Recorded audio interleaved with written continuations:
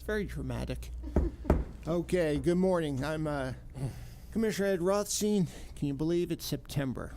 And I think we only have a few more days till school, and which means buses will be out there. So that's my number one comment for this morning. But as we do before all sessions, let's stand for the pledge and a moment of silence. Pledge allegiance to the flag of the United States of America and to the republic for which it stands, one nation, under God, indivisible, with liberty and justice for all.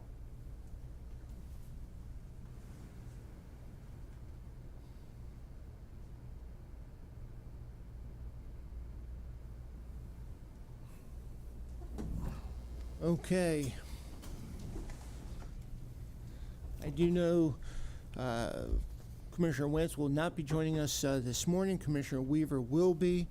Hopefully in just a little bit. We will have a morning session, recess, and reconvene at 1 p.m. this afternoon for a work session on ag and conservation zoning. I think it'll be our 4th or 5th work session, somewhere around there. As long as it's the last one, that's all that's important. I don't know if it's going to be the last, but we work to quality, not to necessarily the time. We should know that by now. But anyway,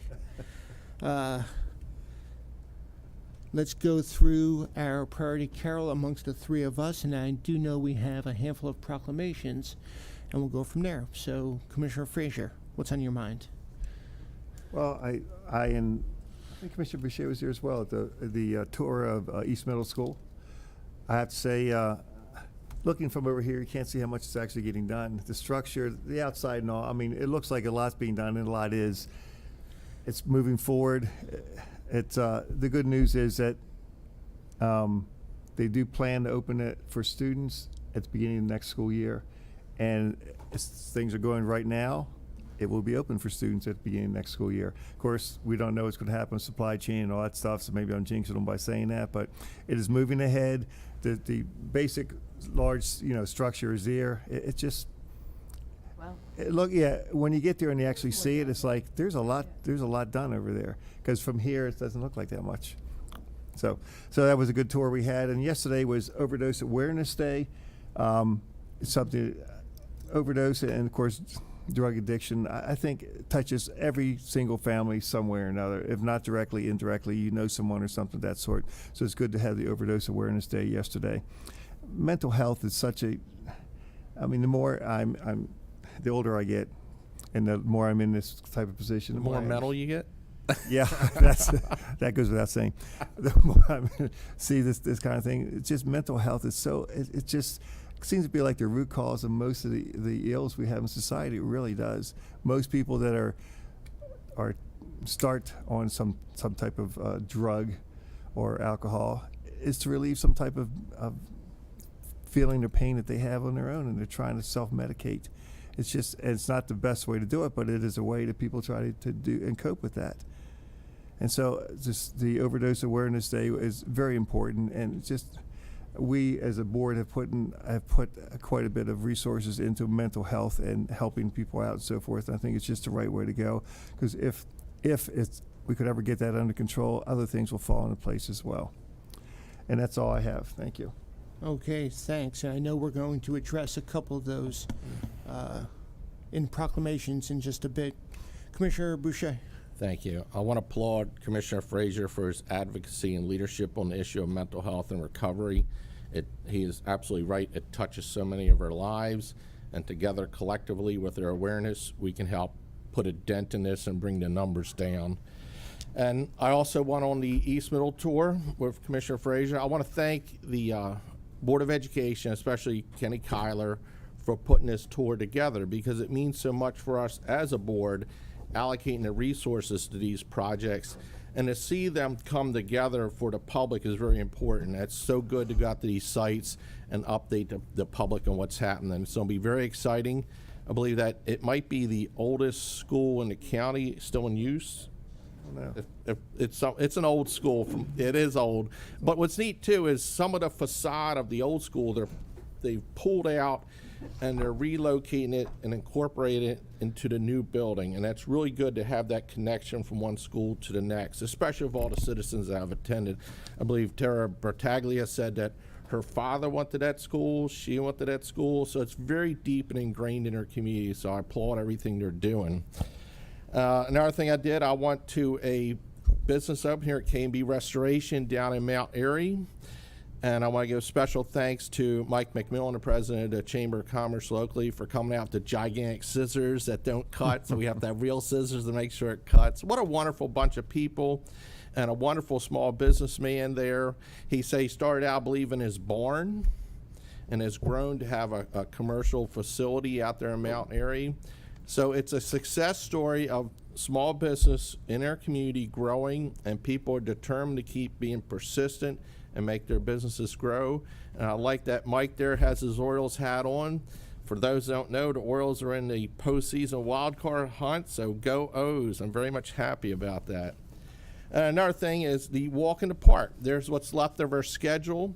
We're coming down to the wire. This has been a wonderful thing to do, and I applaud LifeBridge Partnership for putting this together and creating public awareness of how important physical activity and walking is for all of us to get there and enjoy it, and the massive amount of resources we have in our rec and park system with absolutely gorgeous and beautiful trails.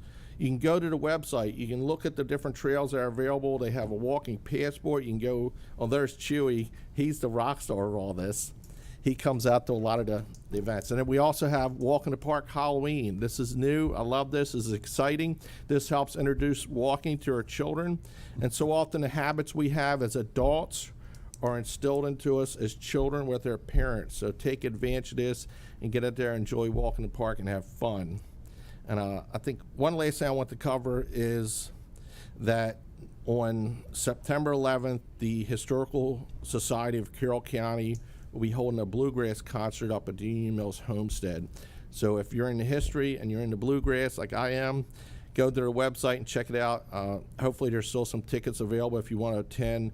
It's a good thing to support preserving our history and heritage of Carroll County, and the Historical Society is vital in doing that, so help them raise some money. So thank you very much. Okay, thank you. And a man who does not need any costumes, Commissioner Weaver. What's on your mind? Well, first of all, I'm a little late. I was attending the Ag Breakfast out here this morning at Balkers with the Ag Committee. But our young lady, Ashlyn, did a great job here as guest speaker this morning. A young 4-H lady from Ed's district here that is just phenomenal. That young lady's going far. I think she's in the biomedical program in Carroll County, looking at the tech center, but really outstanding young lady. So I wanted to go out and support them. Was at Pipe to Side Brewing ribbon cutting here, another small business in Hampstead.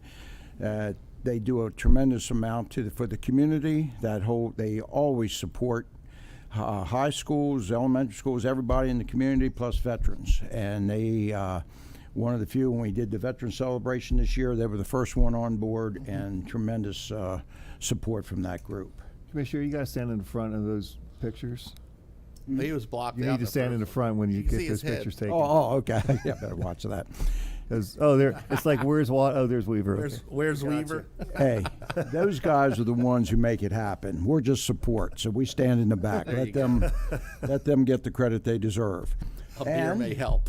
This week and next week, Maryland State Fair. If you have a chance to attend, it's up and running and goes through an extra weekend this year. And also coming up, the Maryland Wine Festival, September 18th. It's held here in Carroll County at the Farm Museum. So anybody who can get out and support the wine festival, please do so. Whether you drink wine or not, still come out and support the activities that day. They have food trucks and everything else on Great those days. Lots of great little vendors and Oh, vendors, there's all kind of things to do other than the wine. So that's it, I think. Comments from the cheap seat over there, I don't know. Okay. Everybody on that side's making comments. I know, over well, I'm not sure what's going on. It's all right. I appreciate her Mr. Burke, comment. please help us out on this side, okay? He wants no parts of it. Okay. He's taking notes. He's taking notes. A couple things. One, I attended the work session yesterday with the Board of Education on redistricting. I applaud all of those that participate in the work session leading up to yesterday's discussion, the community members, the administration, our own team also participated. There'll be more in preparation before it goes to the entire community. You can see what was discussed, and also, you can see the discussion, then also see the documentation of what was discussed as well. Next week, we're having a second work session with the Board of Education's having it. I will be attending as well, and then it'll go out to the community. I believe late November is when it's going to go to the community down in Century High School, and we'll get you the more specifics on that. I had the opportunity, I was invited this past weekend to the Freedom Optimist Club, who holds a summer program for special needs kids. And thanks, Chris. It's really cool. There's about 40, 50 special needs kids, and what they do is they bring in high school soccer players from around the county and community to coach and volunteer. To think all these guys were out there that night, and it's so much fun. You had a couple kids that were non-ambulatory. You had kids that would take, maybe 3 minutes of excitement and said, okay, I'm done for the evening. Then you had others that just were running around, high-fiving everybody, and it was taking about 4 or 5 volunteers to keep up with any one of those young special needs soccer players. But it really was very special to attend. And I shared that also with the superintendent as well, Ms. McCabe, and she was very appreciative. The community does such a good job in outreach for our special needs kids and programs. Commissioner Boucher, you mentioned September 11th. Another event, of course, is in recognition of the 21st anniversary of the horrific days of September 11th. It'll be at the training center again, where we will remember. And the challenge is, people think that it's off years. If it's not a 0 or a 5, if it's not an anniversary, then it's not nearly as important. And we just got to continue to remind ourselves that every year and every moment should be important to us in recognizing 9/11. And those that do not remember, it's incumbent on us that do to share with those that don't the importance of what happened and the horrific activities, at least in my views, and I think in many of ours. We have a handful of proclamations, and the first couple are going to be on Suicide Month proclamation and Recovery Month. So those who want to talk about it, you can come up to the table, and I'm going to read the first, dealing with suicide prevention. Suicide prevention, before I read the proclamation, very important to me, especially as a veteran. The rates of suicide with our veteran community still outnumbers the communities at large. I was dealing with this when I commanded the installation Fort Meade. I had a handful of suicides to deal with. We built a program to work with those that are in need, it's again, as much as we can do, we owe it to our community. So I'll read the proclamation, and we'll go from there with who wants to speak. Suicide Prevention Month, September 2022. September is known globally as Suicide Prevention Month. The goal is to start the conversation about mental health and the impact of suicide to help destigmatize the conversation and help connect people with the appropriate support services. And whereas suicide has a widespread impact on our community. According to the American Foundation for Suicide Prevention, suicide was the 16th leading cause of death in our state in 2020. We lost 585 fellow Marylanders in 2020, and exponentially more were impacted by each loss. And we encourage all residents to understand the importance of mental health education and recognize the mental health care is health care. And if you or a loved one are at risk of a suicide, please know that you're not alone. We urge residents to learn about the signs of those who are struggling, to check with your friends, family, and neighbors, and seek resources available locally to help.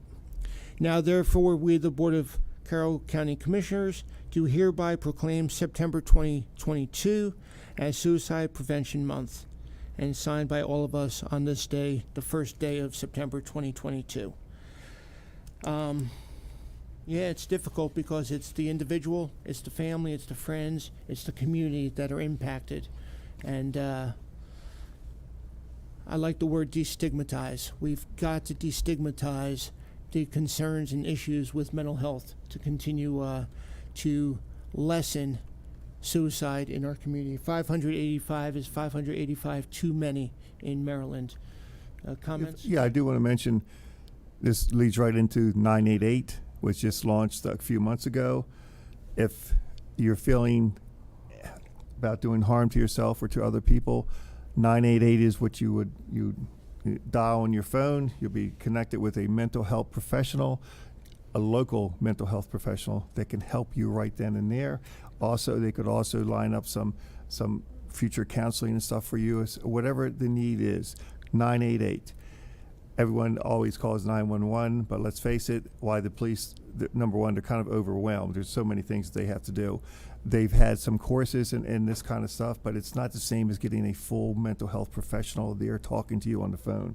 So if you think about, if you have any feelings at all, don't be afraid to call 988 for yourself, maybe for a family member that you know is struggling right now. It's the reason I went to the suicide prevention hotline, which was a 10-digit number, to 988, because it's so much easier to remember, and it's also nationwide.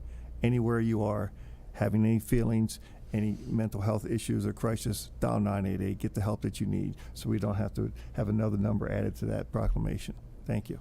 And just the 988 number is associated with the area code you're calling from. So you're going to get local resources within your community from the area code. And that's important. You know, I have a 443 or 434, whatever. I will then get a Maryland or Virginia type of resource. So appreciate that. Are there any other comments made? Just in the military, it was a 22 a day that Yeah, we did the participated push-ups. a year or so ago in the 22 push-ups a day for 22 days, just for awareness of the military vets who commit suicide. And I will say, I did have people contact me and said, please don't tag me on this. I don't think I can do that many push-ups. But they were in support of the program anyway, so we did honor that somewhat. I tagged Ed 3 times, but it's okay. And we watched Commissioner Frazier do them on his knees, but that's a different story. Come on. The hardest part about doing that was getting down and getting back up afterwards. Okay. If I may, I'll add, some of you might know, suicide has touched my family. I had lost a stepson. And I can state from my experiences, having gone through depression, avoid alcohol. Alcohol will sink you deeper and deeper into depression. I know firsthand. And so often people out there who make that move to commit suicide do so under the influence of a substance. So please, if you're suffering from depression, do everything you can to get off of alcohol. It will just sink you deeper and deeper into a hole which is hard to come out of. And I will conclude with that. So thank you for everything all of you do out there to help our community. Okay, please. Hi, I'm Tasha Bird. I'm Reentry Case Manager with the Carroll County Health Department, and I co-chair the Carroll County Suicide Prevention Coalition with Adrian Sanders, who is also here today. We founded this coalition a little over 3 years ago, right before the pandemic, and we really appreciate all of you for your advocacy ongoingly with mental health and for signing this proclamation. I wanted to highlight some upcoming events that we have here in Carroll County. We have a luminary event on Friday, September 9th, and that'll be held at the Wakefield Valley Park from 7:30 to 9 p.m. Various partners in the community and children in schools and other community members have decorated bags that will be on display, encouraging hope for those who may be struggling and a memorial for those that we have lost to suicide. Then followed the next day, we have Out of the Darkness Walk, and that's going to be in Woodbine on September 10th. Again, another wonderful event through AFSP to raise money for awareness and prevention for suicide. Wanted to highlight a little bit of the coalition's efforts this far. One of our projects that we're very proud of is caring cards that we have. We send these cards for two different reasons. We have one set of cards that we send to loved ones who have lost a loved one by suicide, offer some encouragement after that loss and some family resources here in our community that they can get connected to. The other card that we send out is to recent attempt survivors, again, to reach out and make sure they're aware of resources and know that someone is cheering for them and offering some hope. In addition, we're preparing to launch a website that we have been working effortlessly on, and this is going to honor those in our county that have lost their lives to suicide. Loved ones and family members be able to submit a picture and a bio and destigmatize the face of suicide and those who struggle with mental health. So we're very proud of those efforts that we have done with various partners here in the community. We just wanted to end on the note that you already highlighted about 988 so fantastically. There's no need to struggle alone, and it's no need to suffer in silence. It's okay to not be okay. Anyone who's struggling with a mental health crisis or anyone who's witnessing a loved one struggle with a mental health crisis can call 988, as you have mentioned, and be connected to local services in real time. So we appreciate you again for all that you do year-round for advocacy alongside of us. Thank you. Okay. Anything else? You can't just be potted plants, you got to talk. If you're up there at the table. We're going to speak to the recovery proclamation. Okay. We are. I don't know if Okay. anybody else You wants to want speak to suicide prevention. Does anybody else want to talk or say something on this at this point? Why don't we go right into the recovery proclamation, then we can do both at the same time. So, okay. Thank you, Commissioner Rothstein. Last week I spoke and read a proclamation about the loss of loved ones, those who didn't overcome their addiction. Now we're going to talk about the recovery. So with great honor, I read this. Proclamation Recovery Month, September 2022. Whereas National Recovery Month is a national observance held every September to promote and support new evidence-based treatment and recovery practices, the emergence of a strong and proud recovery community, and the dedication of service providers and community members across the nation who make recovery in all its forms possible. And mental health and substance use disorders affect all communities nationwide. With commitment, support, and empathy, those impacted can and do recover. In September, we celebrate with those individuals their recovery path, no matter what that path looks like, and no matter how far they have come or have yet to come on their unique journey. And through Recovery Month, we strive to spread awareness and reduce the stigma surrounding mental health and substance use disorders. We encourage community members to learn the signs and encourage people in need of recovery services to seek help.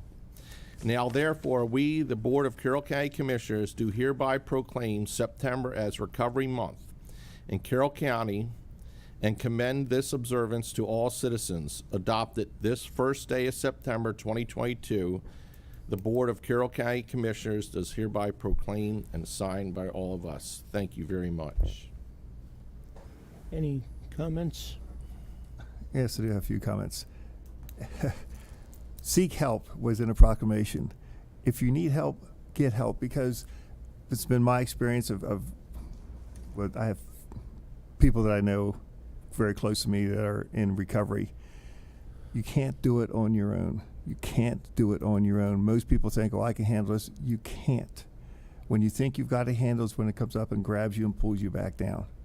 You can't do it on your own. Seek the help that you need. It takes a community. It takes, get your sponsor, go to your meetings, do all the stuff that's necessary. It's a constant day-to-day thing. I've talked to people that say, I don't know if I can do this for 6 months. Okay, you don't look at it for 6 months. You look, can I do it today? Then you get up tomorrow and say, can I do it today? That's the way to look at it, and that's the mindset I try to instill in people. Can I do it today? It's if you can click that in their mind one day at a time kind of thing, I think it really helps. But it's just so hard to get people to look at it that way, because everyone, at least everyone looks down in the future, down here. I don't know if I can do it this. Okay, one day at a time. That's all it takes. But it's something that has to be done. And like I think I already mentioned, most of the people that start the drugs, alcohol, and that stuff, they're self-medicating for some other mental crisis that they're having. So and the stigma attached with that is, I think, why people try to keep it quiet. But you got to get it out in the open. You got to talk about it. You got to tell people what's going on and get the help that you need, so it doesn't go down a rabbit hole. I'll stop right there. If I may, you mentioned isolation, and what tends to happen, I know from my own personal experience, there's a lot of shame that goes into having an addiction, and that you don't want the public to know it. And you wind up being isolated because of that. And it's very tough to take that step, but it's important that you take that step, because the ultimate result, if you don't, is the destruction of your life. Not only the destruction of your own life, but the destruction and damage of the lives around you. And so often I keep repeating that addiction and the loss of someone spreads. My addiction and depression was a result of losing a loved one to an addiction. And that's the heinous aspect to addiction, that it spreads itself by damaging the mental health of those around the loss. So I encourage anyone out there who's suffering in shame over their addiction, have the courage to step forward and make a difference. Thank you. I do want to mention one other thing. Recovery is not a straight line. You don't go from here and keep moving up. It's not the way it works. You keep moving, hopefully keep moving forward, but there's going to be instances where you're going to take a step back. And then you have to regroup and move forward again. You can't take a step back and say, okay, well, I tried. And okay, you did try. Now go get some additional help and try again. It's not a straight linear line going forward. You've got to keep moving yourself and go get help. If you're taking a step back, and it happens a lot. People fall back. It's not the reason to quit. It's the reason to get some additional help, some additional counseling, maybe talk to somebody different and move forward again. Thanks. Carroll County's, we're very fortunate to be in Carroll County, and the services that are offered here. There's all kinds of help offered for almost anything, and from the health department, all our nonprofits, it is here. All you have to do is ask for it. And I commend all the agencies in Carroll County for what they do to supply the whatever is needed for the people in need. So, thank you. Yeah, just to, I guess, piggyback on a few things is it is a network. It's not one organization or another, but it's a combination. And I do believe we do it really well in this community. We are very well networked. And you kind of where Commissioner Frazier was talking about the straight line, the other part is you don't see it in yourself in so many ways. Resiliency is a word I use often, and you got to be able to pick yourself up, but it's sometimes not you that's picking yourself up. It's others that see it, and then it develops. For me, 30 years in uniform, I wasn't seeing in myself the wear and tear until afterwards. And then I started being told, hey, you got issues. And I had to deal with them. But it took an outside force to come in and say, here are things to deal with. We've got to destigmatize the issues when it comes to mental health, suicide, all of the struggles that individuals have. They have to be brave, I believe, but also as a community, we have to be brave. See something, say something. It's the best thing that we can do. Okay. off the pulpit. What do you have to say? Do you want to go first? Please. All right, I'll go first. Hi, my name is Debbie Finch. I am a prevention specialist with Carroll County Health Department. I manage the opioid prevention program for Carroll County, and I coordinate the Opioid Prevention Coalition. We have about 100 members of it, most of whom are very active. Commissioner Frazier is a part of that, and I thank you for your advocacy and support in our work. We also want to thank some hardworking people not only in our office, but in other agencies, and those are our certified peer recovery specialists. They have one of the toughest jobs in the world because they're trying to help folks through the recovery process while getting them into it and following with them to help them along that very challenging path. And so Ron's here, and he's going to share his story in a moment, but we have many of them in the health department, some of them working with Westminster Police Department, and we have partners with Carroll Hospital Center. And so I just want to recognize them and thank them at this time. The opioid epidemic is still ongoing, as you guys know. And we've lost, I think it's 61 lives just in this past year, August to August. And Adrian Sanders spearheaded Overdose Awareness Day, and as part of that, we put out some purple flags on the lawn at the health department near our sign on Center Street, acknowledging those folks that we have lost. And so we are continuing to fight against overdose, but also for recovery. And so our message this year is, let's make recovery the epidemic. And we're doing some pretty amazing things, and I'm very excited about the progress that we are making in that area. I wrote a few notes so I don't forget what they are. When I came and talked last year at this moment for the proclamation, I had been on the job for 4 months, and I was just really meeting people and getting to know them, and I had just met Chief Ledwell. And he wanted to sit down and do something about the overdose deaths in Westminster. He said, you know, I can take care of my territory, and I want to do something. And so we started meeting.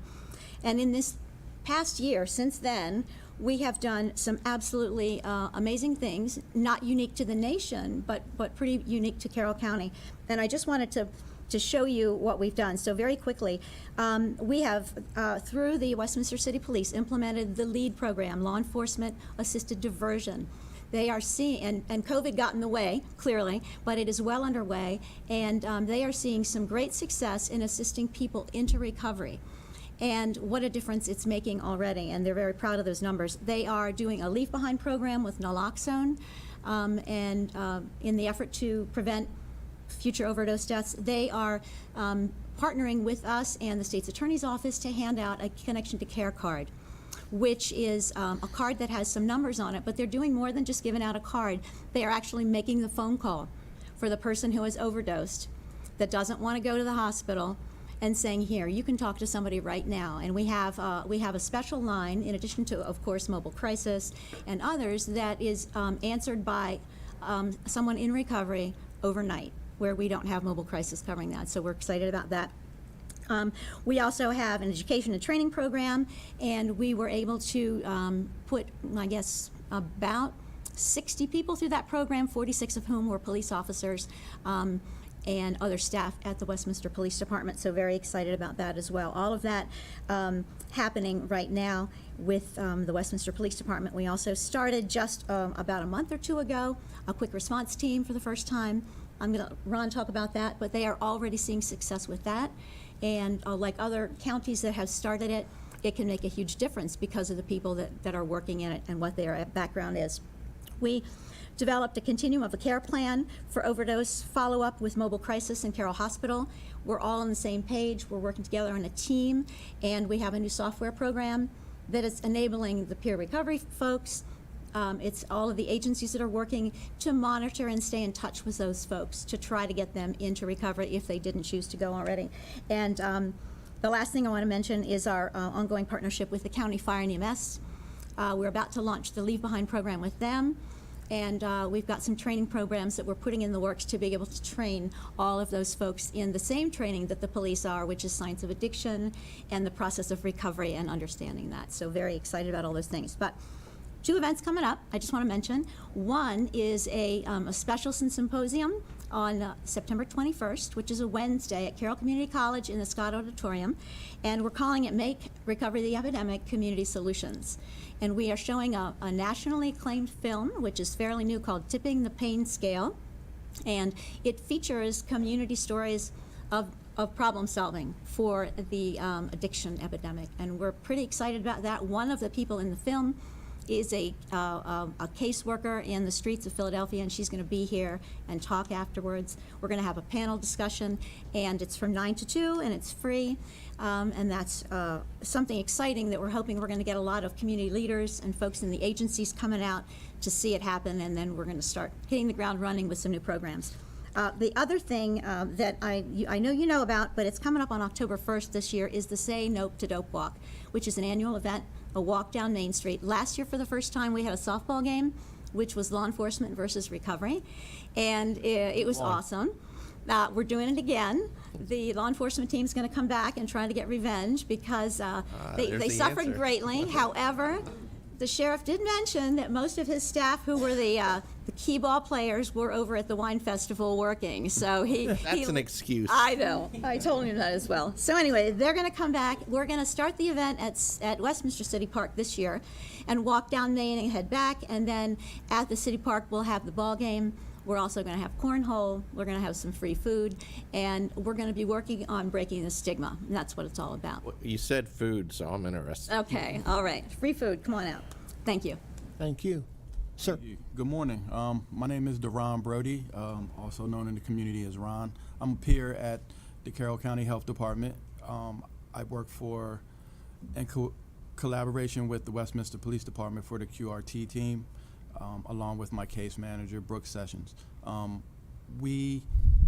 Recovery Month for me is just showing the community that here in Carroll County, recovery is a big part of the community.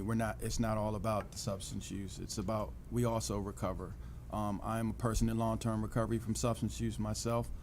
And as a person in recovery, the community addiction is a community problem. But recovery can also be a community solution. Myself, as I heal, my family heals. My son graduated high school, and then he's in college, and wants to be a part of the Opioid Coalition, the youth program that they're having there. We're trying to better the community through recovery. As a person in recovery myself, I have to help people try to find their way into recovery, but I also have to focus on my own recovery myself too, because without that, I'm just going back down the rabbit hole again. I'd like to thank the commission for all that everyone does. The support here in Carroll County is tremendous. The resources and the support here is what makes Carroll County unique to other areas in Maryland. They really care about mental health and substance use, which shows people that are still struggling that the stigma and the ostracizing is not here as much as it is other places. Everybody's here to help, and that you're all rooting for us, and that means a lot. And until they're ready to help, we let them know that we're here to help them. Thank you. Very well said. One team, one fight. Let's get a picture.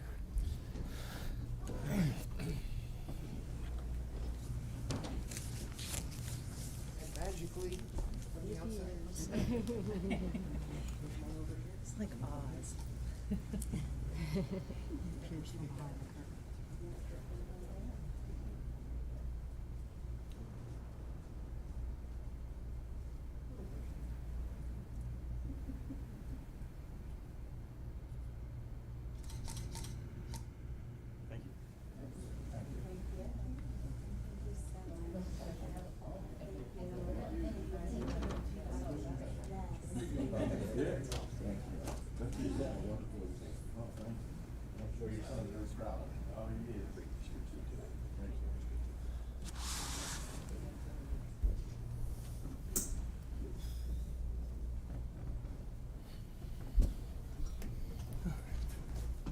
Okay. 2 down, 2 to go. Let's do a proclamation on the Preparedness Month in Carroll County. All right. Carroll County Preparedness Month, September 2022. Whereas emergency preparedness is a shared responsibility of the entire nation, every jurisdiction, every community, every business, every family, and every individual in having a role in planning and preparing for emergencies and disasters of all kinds. Carroll County Preparedness Month, in coordination with the National Preparedness Month, provides an opportunity to highlight the important role of individuals as they prepare for emergencies in their homes, businesses, schools, and communities. This nationwide observation encourages all Americans to learn more about ways to prepare for all types of emergencies. And the U.S. Department of Homeland Security and the Carroll County Department of Public Safety urge all Carroll County residents and business owners to take time during September 2022 to create emergency supply kit, to make a family or business emergency plan, to remain informed about different threats and the appropriate response to each, and to get involved in preparing the community for emergencies. And the Board of County Commissioners of Carroll County recognizes the importance of preparing for potential emergencies and is proud to observe September 2022 with appropriate preparedness activities. Now, therefore, we, the Board of Carroll County Commissioners, do hereby proclaim September 2022 Preparedness Month and call upon all the people of Carroll County to join in supporting this observation. All right. Scott, would you like to share, or who would like to come on up and have a talk?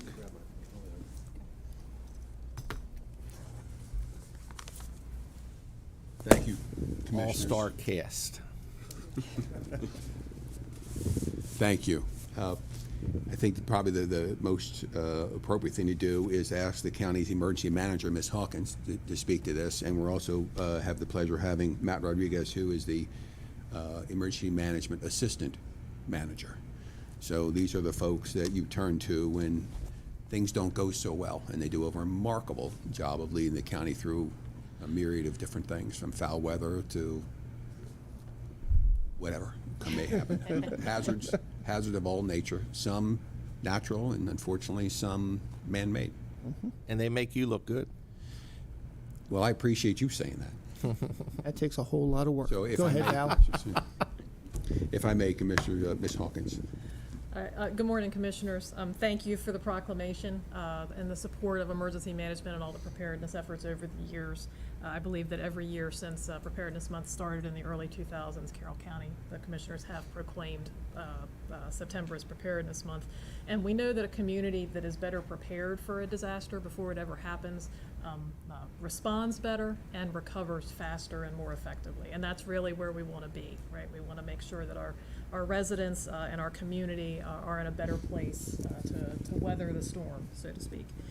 We have seen just over the past summer, just about a month and a half ago, how just quote-unquote normal summer storm that turned into something not quite so normal can disrupt all of our routines. It can really turn everybody's world upside down quick, fast, and in a hurry. So just taking some small steps to prepare for those types of situations can make a huge difference when something like that actually hits. We're just getting into hurricanes, the peak of hurricane season. Hurricane season for the Atlantic starts in June, but it runs through the end of November. The most active months in our area are September and especially October. So as we get into hurricane season, we need to continue to think about preparedness for storms of that nature, and winter's coming too. I know a lot of us don't want to think about the winter, but it is coming.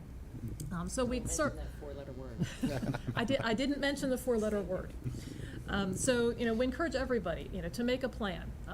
Actually, the start of school is starting up, so it's a great time to review or develop an emergency family communications plan and an emergency family plan overall. Make sure that you have a kit, and that doesn't have to be complicated. It depends on your family. It depends on your particular situation as to what's going to make the most sense for your family. But you can start with just getting some extra water, getting some shelf-stable food, a flashlight, batteries, a radio, and then build over time. You can do it a little bit at a time. Buy things when they're on sale. Buy an extra if there's a buy one, get one on canned goods. Get two and put one aside for your kit. Don't forget for medical needs and for your pets, because a lot of us have pets and they're part of the family. stay informed, know what's going on around the community, know what can happen in our community. You know, what types of storms are we susceptible to? And some of that, you learn by living here for a while, but you can also find a lot of information online about what types of hazards are out there. We have Carroll Alert, which is our mass notification system. So it's what's traditionally thought of as a reverse 911 system. That's not technically what it is, but that's what we use. And Matt is our lead for Carroll Alert. That's free. You can sign up for that. We also have an app, Prepare Me Carroll. That's our emergency preparedness and information app. That's free for Android or Apple phones. And get trained. One of the things that we do offer, and we have offered over the past, we've done 2 sessions of it, one in the fall last year and one in the spring, Ready Carroll. We're going to be doing another Ready Carroll session here in the fall. The dates are going to be announced for that pretty soon. We normally do social media over the course of September. Our office puts out a post about every week on social media for Preparedness Month, but we're going to be expanding that a little bit this year. We're going to be doing press releases in coordination with the communications office. We're going to do 1 per week through September, and we're going to provide information in a little bit more depth about the make a plan, get a kit, stay informed, and get trained topics that I just outlined. So everybody, all that information is going to be out there to help all of our residents be ready. Okay. Thank you. Anything else? I'd like to hear from Mr. Rodriguez. You're sitting there all quiet. I was waiting for it. No, certainly preparedness overall, especially emergency events, they start and end locally. That's just the fact of the matter. They always start and end locally. It's in all of our FEMA training. We see it day to day, from the first 911 call until the last document is submitted up to the feds. It's an entire event from start to finish. So that's why we need to be prepared, and that's why everybody needs to be prepared. From the individual person all the way up to the larger organizations. From just a normal citizen to big businesses to county government to state government and federal government. Any entity that's around definitely needs to be prepared overall. That's why we push all of these different programs that Valerie mentioned between our massification systems, our apps, our when we get out in the public for public outreach events. Come out to those events, come talk to us, come try to put together a kit. It's you don't have to try to make it on your own. We do have tools available that are out there to be able to help people to fully prepare for events overall. Thank you. I appreciate the professionalism of your department and the fact that you bring the magnitude of what you do to the public so that they're fully aware. There's a lot of things that go on behind the scenes that you guys are putting in place that people are completely unaware of. And I just want to thank you for everything you do, because it predominantly goes unrecognized. So it's nice to have this opportunity. So thank you. Commissioner, that's greatly appreciated, but as was shared with your previous presentation, a lot of these things in the county wouldn't happen without your support. So to allow us to do some of these things, whether they're apps or notification systems or events, et cetera, without your support, they wouldn't happen. So it starts here. Granted, these experts come up with some phenomenal ideas, but with your approval, they're able to make them come to fruition. So thank you. Thank you for the recognition. Does that mean you're trying to get more money out of us? Actually, Possibly. I think that's a week or two. All right. It's unfortunate we've been able to see you in action sometimes here and at different events, and your coordination and the way you take control of the different events that I've seen is unbelievable. So thank you for what you do. This is your staff is on top of it. I know that. I've seen them in action, and when we compare ourselves to other areas, you guys are on top of things. So thank you. In the military, we have this thing called 6 Ps. I'll say 5 Ps. Prior preparation prevents poor performance. And it's all about prior preparation, And I do see the sheriff, behind you, and he'll be talking a little bit, but prior preparation includes being equipped appropriately, being funded and resourced appropriately, making the appropriate decisions, in our schools appropriately with our resource officers and the work that we do, understanding the buses that'll be, on the roads next week, and knowing when to stop as buses are going to and fro schools, not just because of a threat of a ticket, but it's the right thing to do. You're setting an example, and also a kid may be coming one way or the other. And by the way, there are cameras on those buses, and you will get a ticket. But prior preparation prevents poor performance. That prior preparation is understanding the rules and understanding the laws. Especially as we're getting ready to go into the new school year. So that's my 2 cents. Is there anything? Let's do a happy snap and move on. Can I ask one for 30 seconds, Commissioner? 'Cause I have some very nice, I'm sure you're going to agree. 25 some good news seconds, I'd go like to ahead. share with you. You've heard me, and I like to say, whine about our Assistance of Firefighter grant application. I'm extremely pleased to share that very early yesterday morning, Carroll County received official notification from FEMA, Federal Emergency Management Agency, that our application has been approved. Outstanding. And we stand to receive just under $800,000, which is going to allow us to accelerate our efforts to transition the public safety community to a state-of-the-art communications platform. So this is hot off the press. The press release accordingly is literally in the works, but this is such good news. If you'll just forgive me I just felt this was the absolute Outstanding. best time to share that. So Okay. $800,000. You getting money Stuff. is better than asking for money. Okay. I think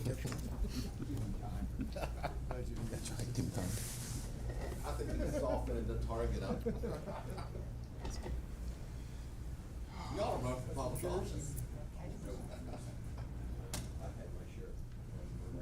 You're too intelligent.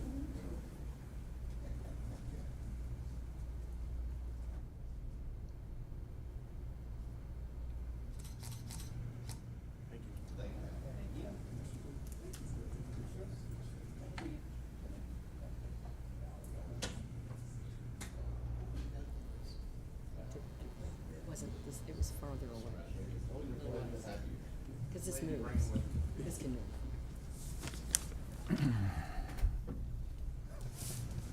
It wasn't like this.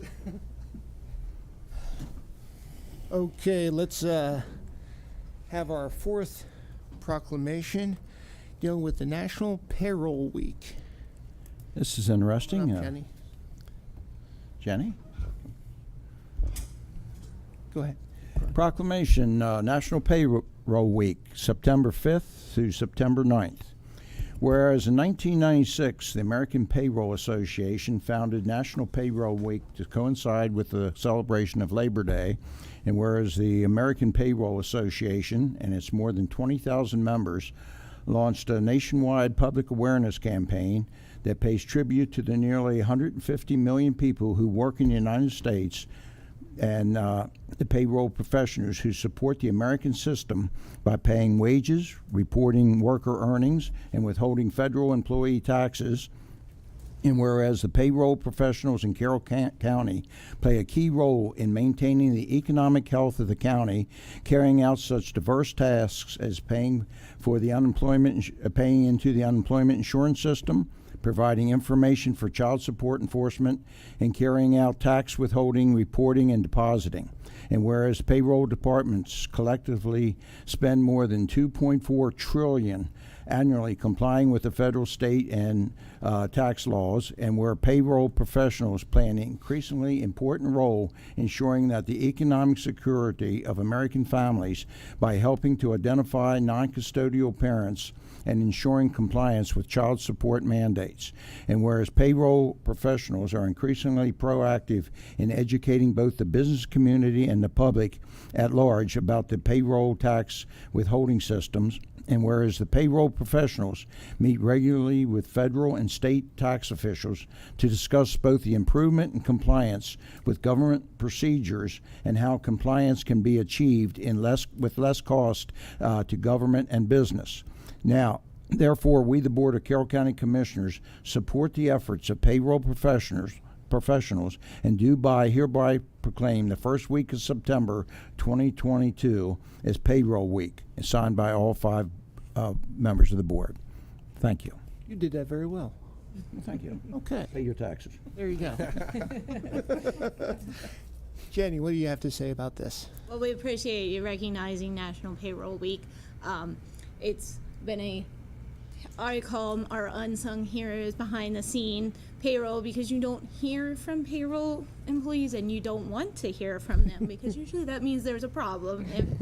So we have a wonderful payroll staff and I support all business payroll staff because they are always behind the scene making sure that pay gets out on time, accurate, employees are paid because happy employees are better than angry employees.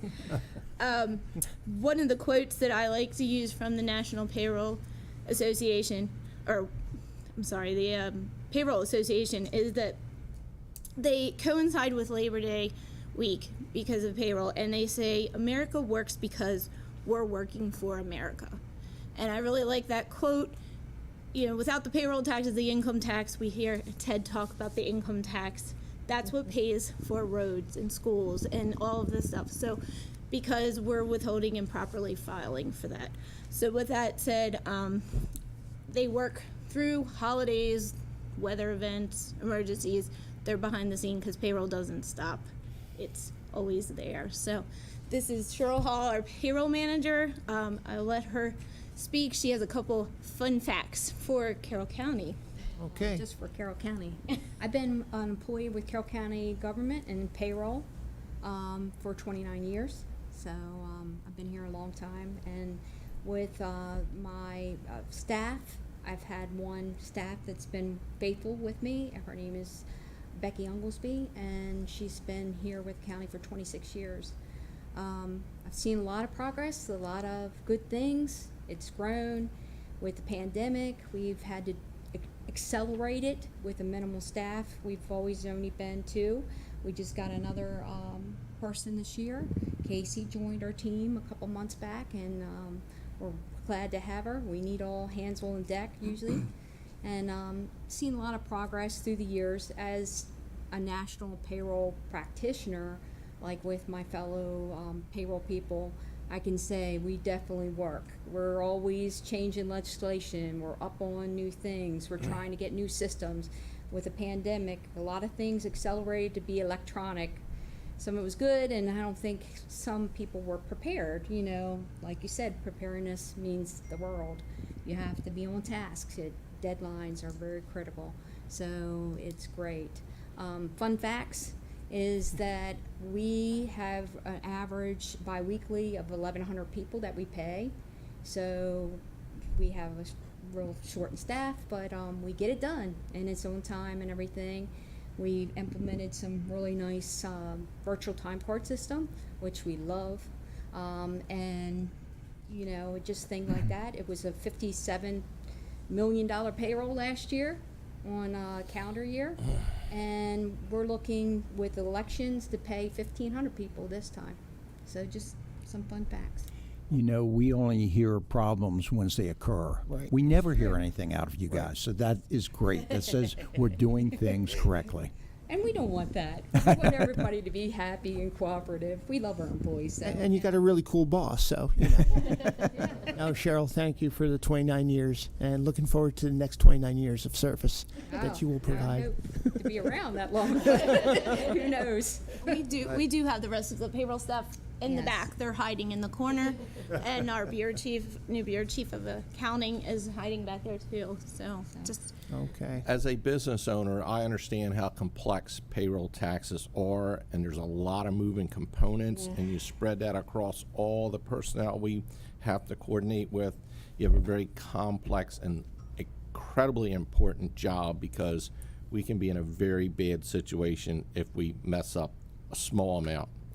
Also, I've never heard, Comptroller Hobbs, someone state fund and payroll taxes in the same sentence. That's unusual. we like to keep it fun in All right, accounting. good. Well, thanks for all you guys do. Thank you. Okay, ready? Let's do another picture.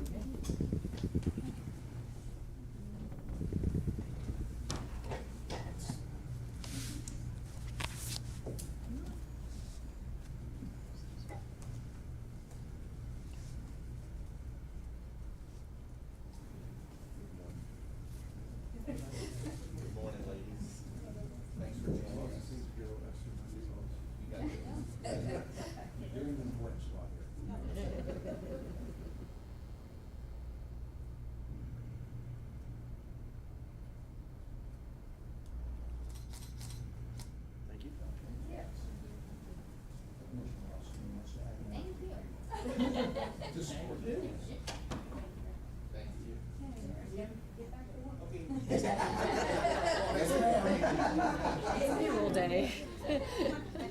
Yep. Process payroll day. Okay. Let's get ourselves right into the agenda.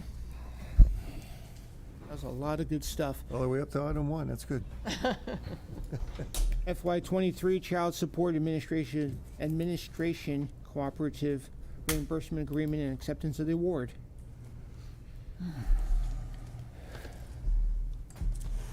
Good morning, Commissioners. Morning. Corey Hardinger from the Grants Office, and this seems like a sort of natural segue based on the proclamation. We're going to talk about child support.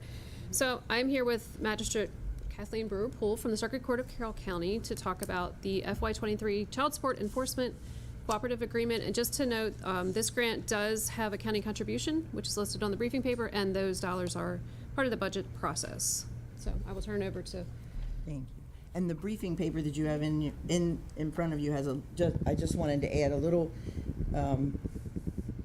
extra note that from December 29th of 2021 through March 6th of 2022, we were not permitted to hear the child support enforcement or contempt docket based on the COVID-19 order that was passed by Chief Judge Barbera at that time in December of 2021.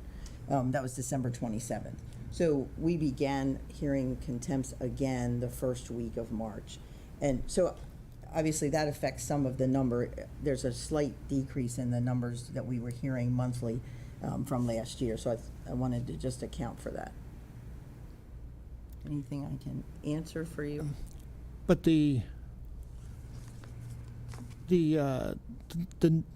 costs are accurate. The 30,136. Oh, absolutely. 18,298. Correct. And it appears from, if you compare with last year's, some of that comes from the difference in salary for the three positions that we have. Okay. Any other questions? Nope. I think a lot of key to our success is that we put this already in the budget. We know it's coming out, and it should not be a surprise to anyone. So this is good stuff. I'll move the Board of Commissioners. We always appreciate it, certainly. Again, same thing as everyone else has said, the support from everyone, it helps us all work together with the Sheriff's Department, with Child Support Administration, everyone. So it keeps Thank you. Going forward to take care of the children and the child support that was just mentioned in the proclamation. So I move the Board of Commissioners approve the submission of the FY23 Child Support Administration Cooperative Reimbursement Agreement and accept the award. Second. Okay, I got a motion. I think a couple of seconds. Anything to discuss? Nothing by me, but go ahead. I will add that as someone who's been through a divorce and a child support process, that this is very good for both parties. Sometimes one party or other doesn't like this system, but the fact that the court supervises it and maintains the documentation is very critical for both parties. So I appreciate what you do here. thank you. Okay, all in favor? Aye. Thank you very much. Thank you all very you. much. Have a good rest of your day. You too. Let's talk about FY23 Child Support Enforcement Administrative Cooperative Wait a second. Yeah. What? Cooperative Reimbursement Agreement and Acceptance of the Award. Okay. See the sheriff in the room, I get a little nervous. Morning. When do I get a picture with you guys? Anytime you want. No, I don't. Good. I'm here for you and those like you. The Burke is. Thank goodness only one. No. Good morning, Commissioners. Good morning. So we're here also on behalf of the FY 2023 Child Support Enforcement Administration's Cooperative Reimbursement Agreement for our office to accept that annual award. So the Sheriff's Office works with the court and the local Department of Social Services to provide the enforcement services for child support in Carroll County. The Sheriff's Office locates absent parents, serves them with complaints to establish or increase child support and serves warrants, writs, body attachments, and criminal bench warrants to delinquent parents. The agreement for our office funds salaries and benefits of one full-time deputy and 75% of an administrative position, as well as the office supplies, training, equipment, and the other operating expenses along with those positions. The entire program costs for the year are $261,236. The grant actually pays for a portion of that based on formulas that they set for $162,547. And the county cash match, which is budgeted each year, is $98,689. So we're here to ask your approval for accepting the award for this year. And obviously, if you have any questions. Is that deputy co-located over at DSS?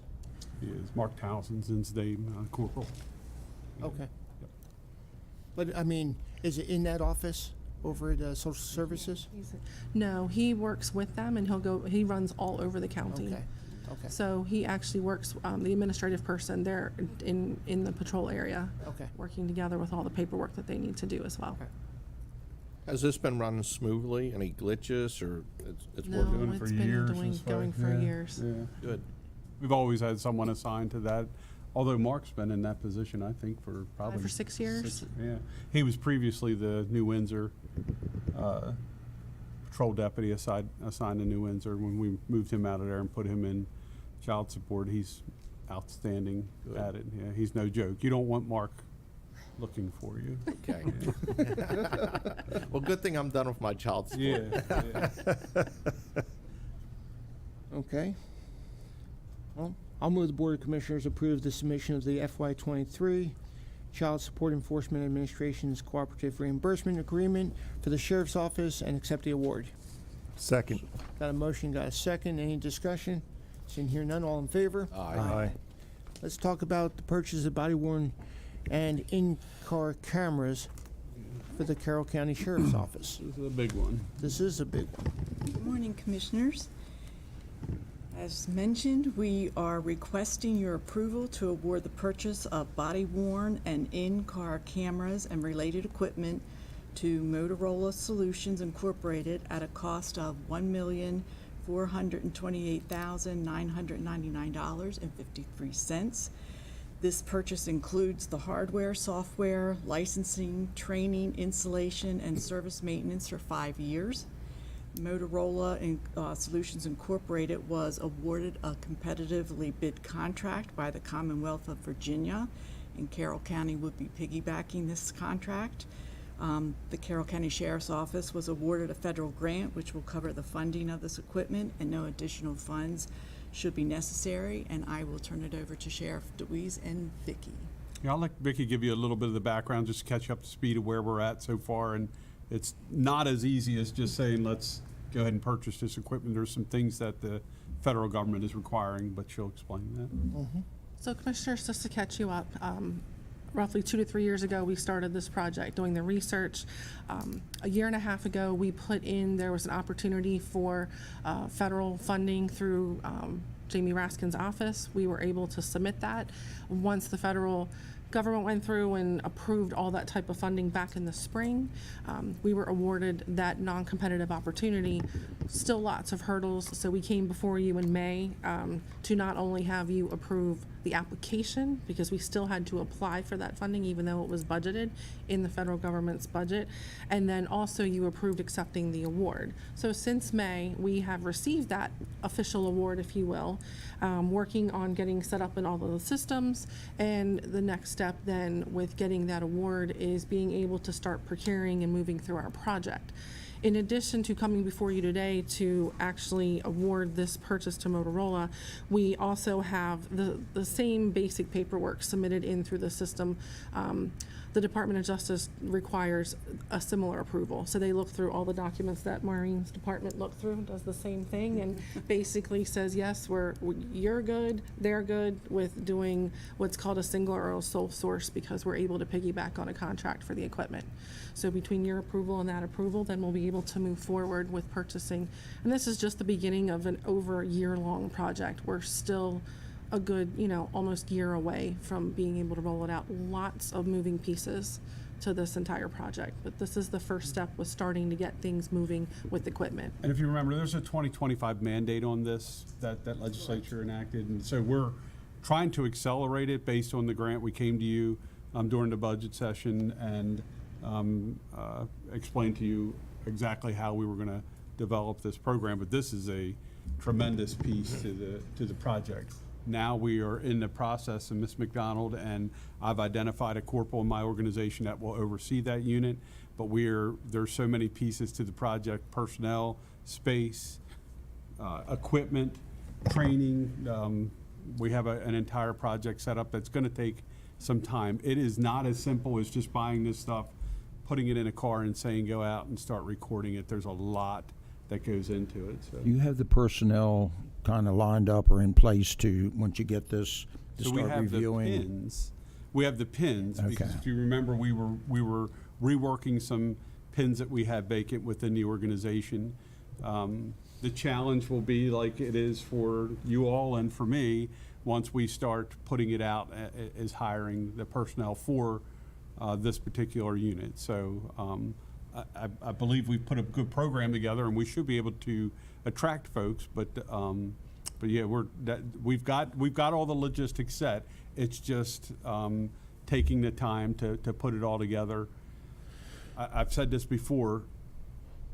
This is not anything that you can just piecemeal. When the switch is turned on and they start recording, you better have all the logistics and personnel in place to start taking in all this information and doing something with it when it shows up. Is there training part of this program? Or? Yeah, Mrs. McDonald's got an entire project put together that is a plan that she briefs me on weekly, and Colonel Hart with Corporal Brzezinski will be the supervisor to explain where we're at. But there's not just my office, there's a lot of different pieces in county government that will come in play. I think one of the interesting things is the kind of the way we're setting up our cars so that we don't overwhelm the county's server system in order to all this data that would come in. So we won't be on the county server system. Essentially, we, I think, are coming to you next week with a grant that we've applied for and got, so that the individual car, for lack of better words, is its own server. All the Mr. data Ripper comes. will be happy. Yeah, well, he will be, and IT's very much on board with how we're developing the project. But you got to figure if we put all these cameras on the county server, it would crash the server rather quickly.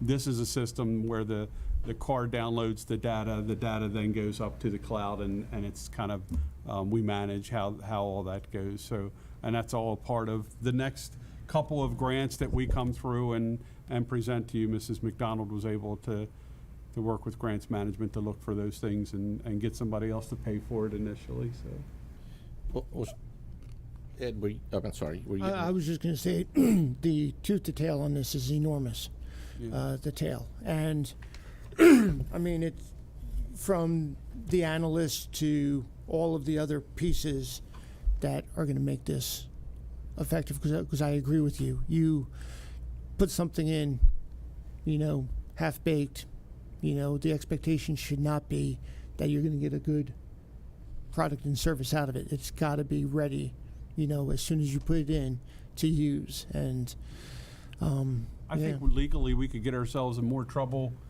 by just throwing cameras on people and recording information and not being able to honor MPIAs or discovery requests than if we're doing it the way we're doing it. So I think that we're smart by taking our time and working through the mandate. But I believe we'll be up and running before the final mandate says you got to be up and running. I think by a year or two. Right. Well, Sheriff, I want to publicly commend you for your leadership on this. I remember when this originally came up, there was a lot of controversy over it, one way or other, where we should have it or not. And you recognize the long-term importance of this and how important it is that we get it right, because this can cost us criminal cases if it's not set up properly. So by being way out in front of this, you've set that up to actually happen for us in the long term. And also, with the inflationary pressures we are faced with in our budget, getting on top of this early is actually going to save us money in the long term. So thank you very much, not only you, but your staff. Yeah, you can say it. 'Cause I get all the credit because I'm the sheriff, but really she's the one that puts all this together. I'm no dummy. I mean, she briefs me on all this, and you guys think I know what I'm talking about all the don't. time. But I know Trust you, me, I don't. But I've got, just like you all, I have such a great staff that is knee deep in this stuff and keeps me up to speed on it, so that I have at a very high level exactly what's going on. But you're right. I mean, it's got to happen, and the deputies want them. They want them yesterday. Yeah. It's just that I've got to hold them back and tell them, hey, hold on, we've got to do this the right way. So, Yeah.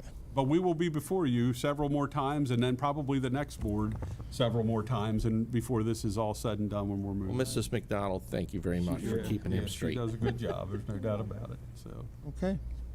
I make the motion the Board of Commissioners award the purchase of body-worn and in-car cameras and related equipment to Motorola Solutions, Inc. in the amount of $1,428,999.53. Second. Got a motion, got a second. Any discussion? Seeing here none, all in favor? Aye. Okay. Thank you. Thank you very Absolutely. much. Let's talk about face pieces and voice amplifiers.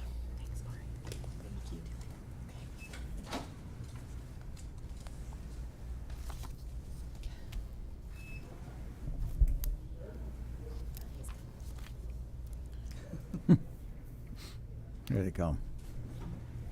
Okay, Mike?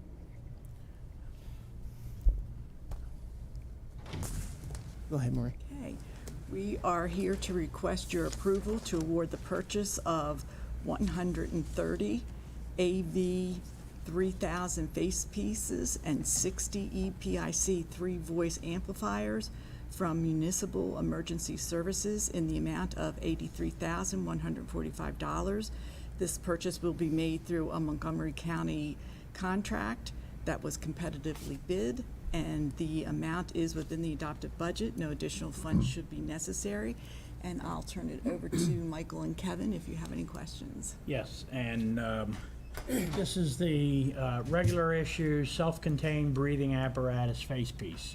It's an OSHA requirement that we have one face piece for each firefighter. So this will include our new career employees as well as attritional replacement for the current volunteer system. The big issue that we have is we've seen a pretty significant price increase like everything else, and with our supply chain issues, we're not certain how long it's going to take. So within this fiscal year, we'll be replacing up to 130. One of the advantages that we will have is our personnel who choose to apply for a job with Carroll County Department of Fire and EMS. Many of them are already in the volunteer companies as employees, so they'll carry those devices with them. But this will allow an adequate supply for new volunteer recruitment and for attritional replacement. So again, our biggest challenge is going to be the wait times, but we're going to be able to upgrade whatever new technology's been incorporated in these, and part of this procurement will be what's called a Voicemitter, which is an electronic device that works, it's voice activated, and allows our fire personnel to talk among each other when they're within a what's known as an IDLH, or immediately dangerous to life and health environment. Thank you. Okay. Director Robinson, would you please introduce to the public your assistant? Oh, yes, this is, I thought we had brought him here before. This is Kevin Fox. Kevin is our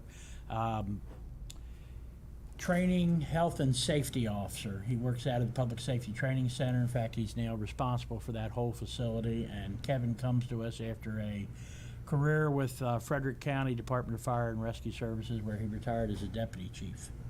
And has Thanks for joining extensive us. experience in health and safety, and he was responsible for administration of their volunteer system, so he brings a whole lot of important competencies to us. And he's been here now for, 4 months, 5 months, and has hit the ground running.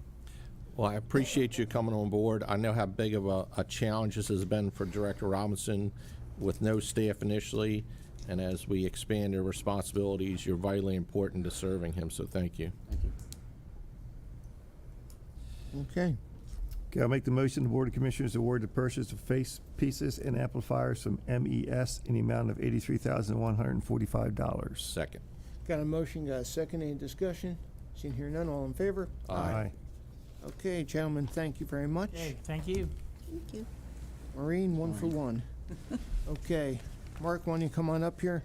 Let's talk about phone system replacements.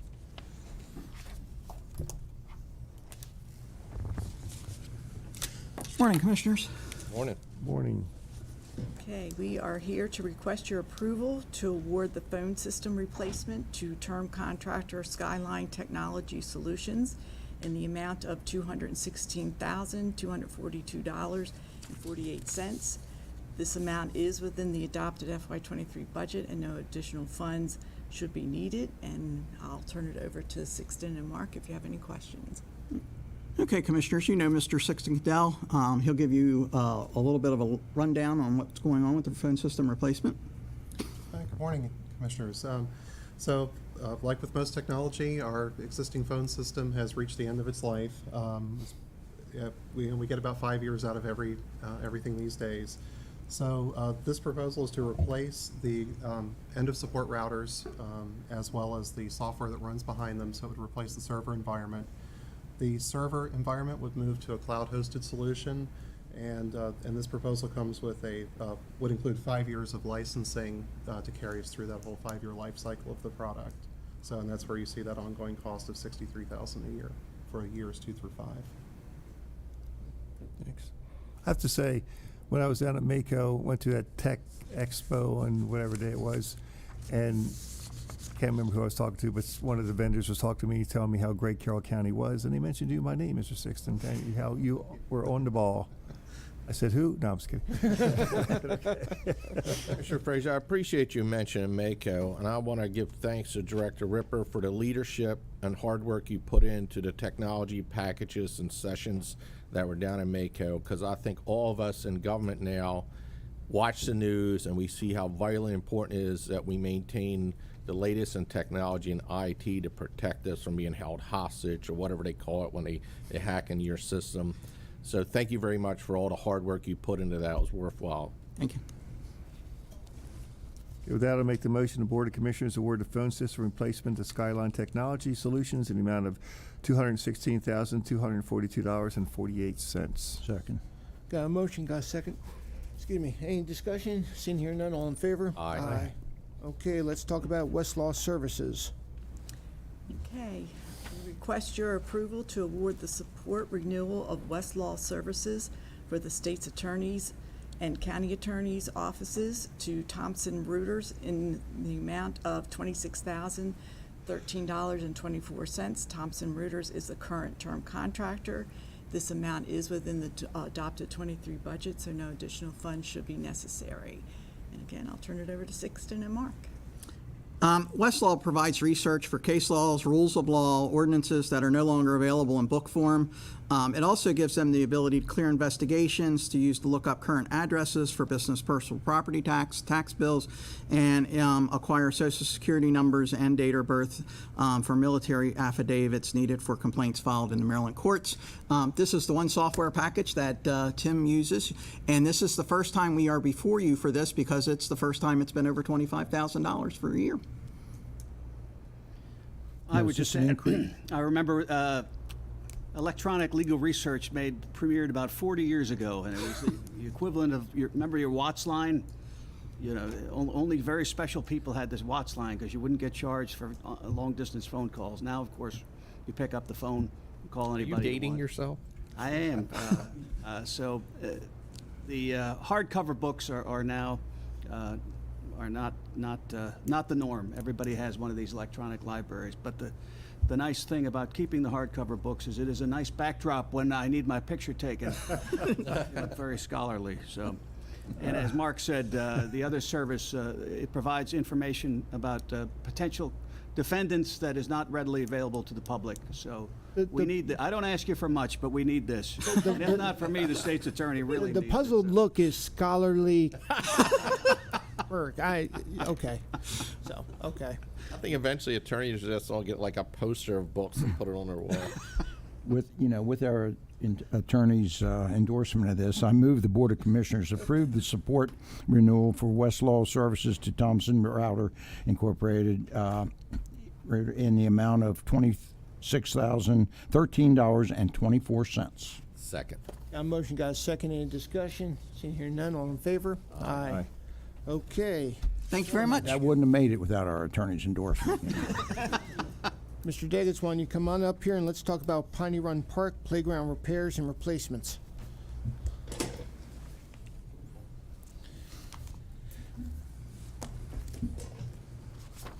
Okay, we are requesting your approval to award Game Time, care of Cunningham Recreation, to perform repairs and replacements to the playground area at the Piney Run Park in the amount of $48,784.36.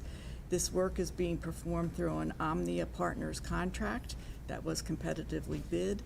This amount is within the FY23 budget, so no additional funds should be necessary. And I'll turn it over to Jeff for your questions. Morning, Commissioners.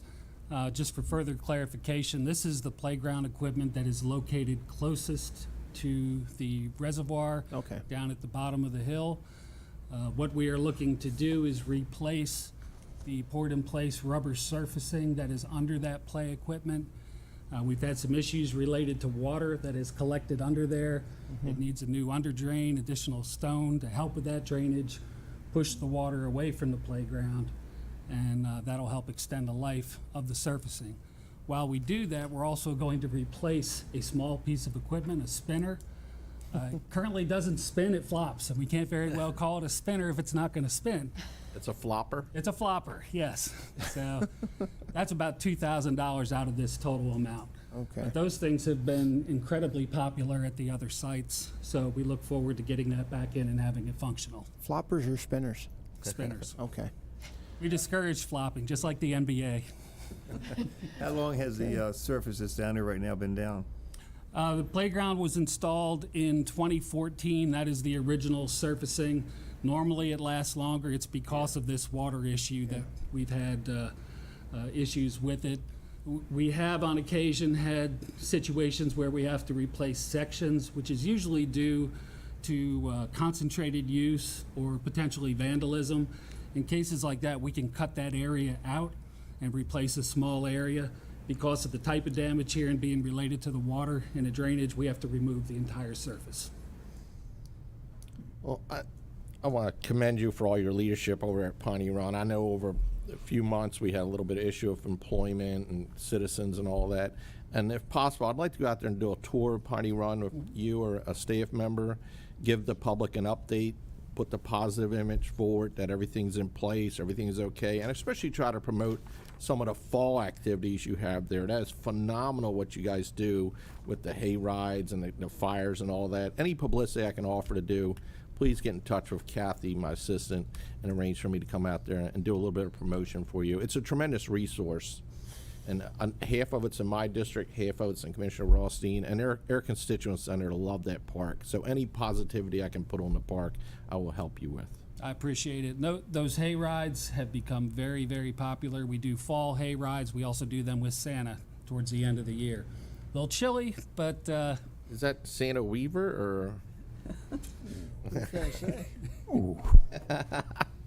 Yeah. That hurt. Well, I know you like to do the phone calls. Well, I'm not supposed to say that.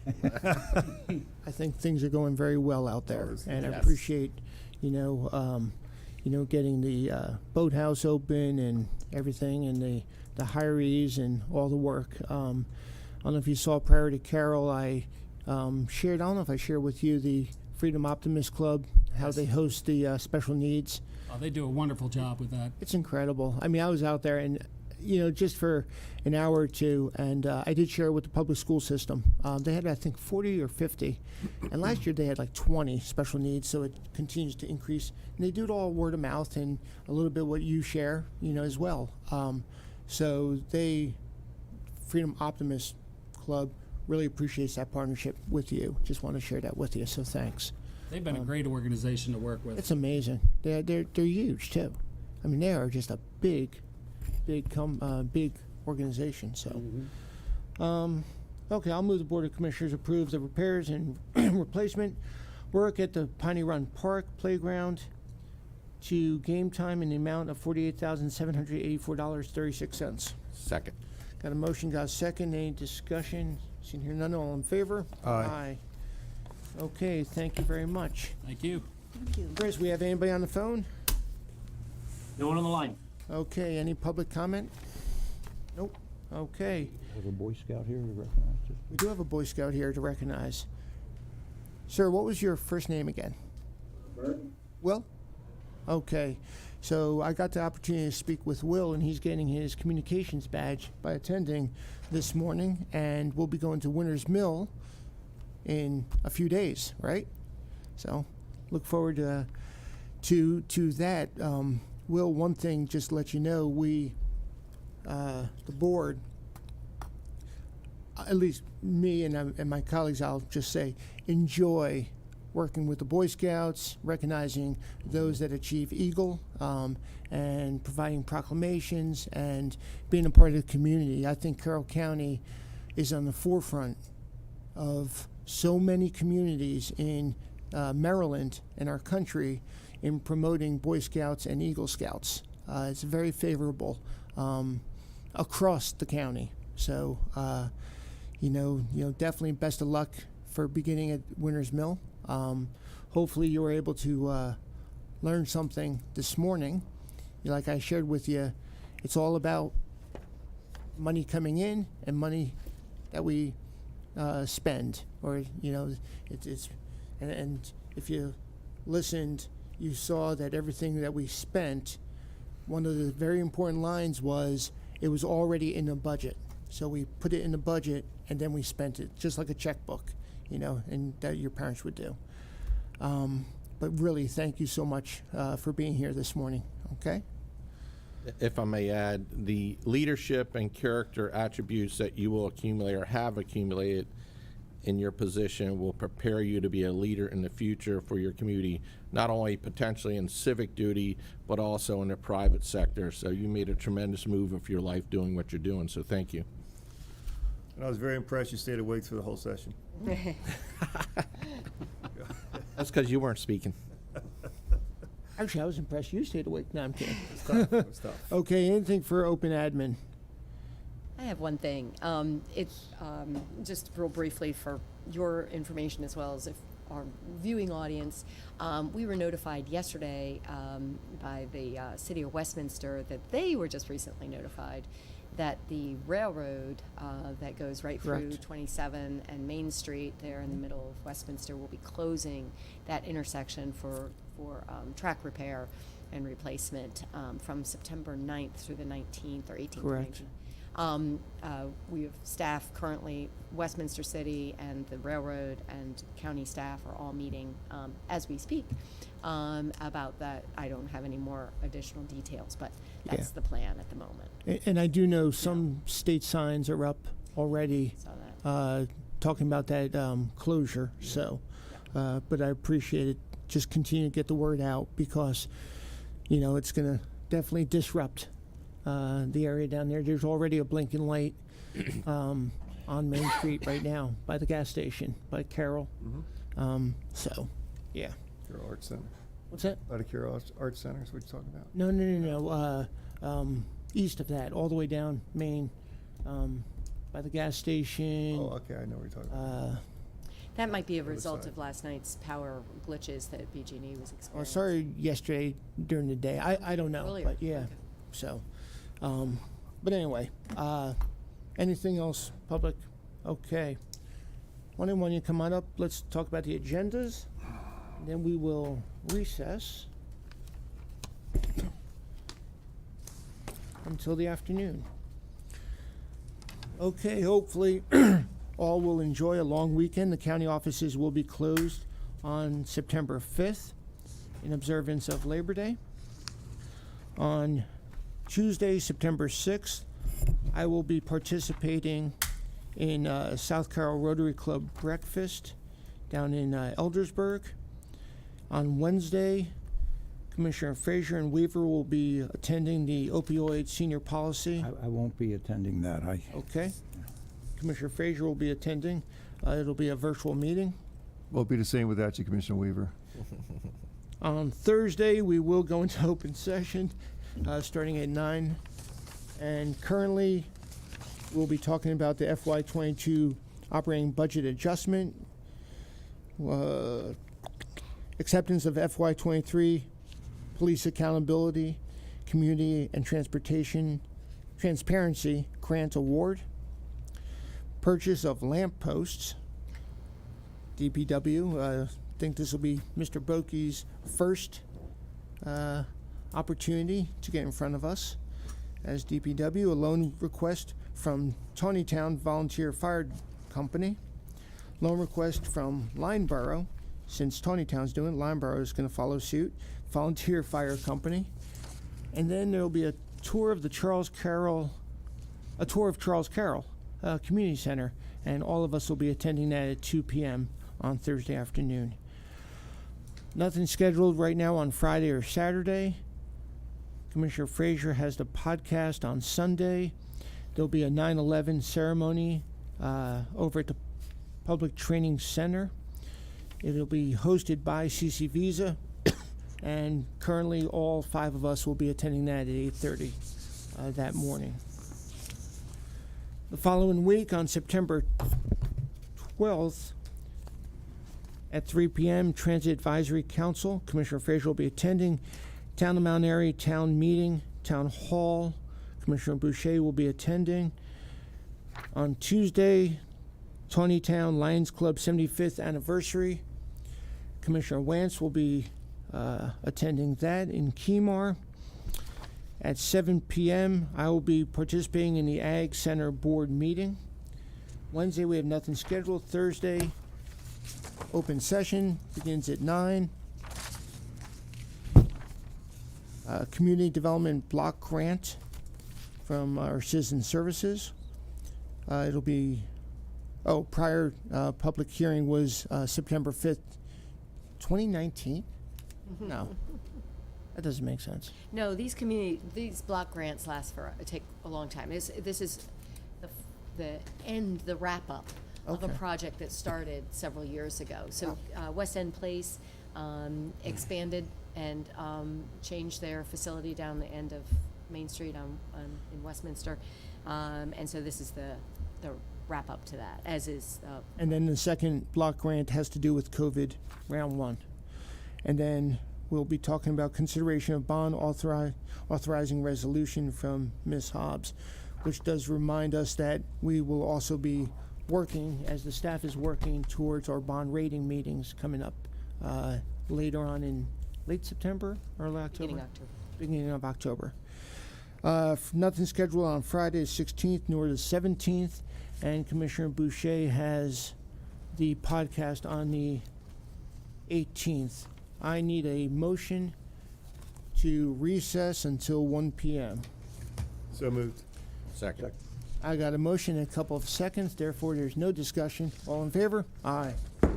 Okay, we're recessed. Sorry.